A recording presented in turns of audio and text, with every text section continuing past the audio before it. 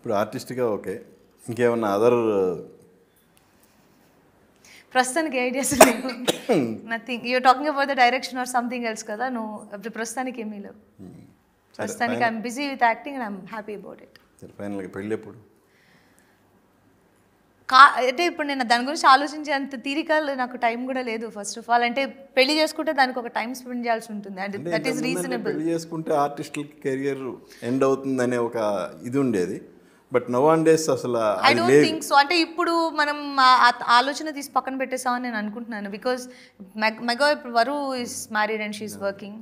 అంటే ఇప్పుడు ఇక్కడే ఉంది ఎగ్జాంపుల్ అని చెప్తున్నా. And lot of heroines who is married and still working. I don't think that matters anymore. And as long as your work is consistency, you're fine. Okay, ఫైనల్గా ఇప్పుడు Telugu audience ముందుకు రాబోతుంది. తమిళ్లో సక్సెస్ అయింది, తెలుగు ఆడియన్స్ కూడా same result వస్తుందని expect చేస్తున్నారా? ఎలా? అది రావాలనే ఇక్కడ కూర్చొని ప్రమోట్ చేస్తుంది సినిమాని.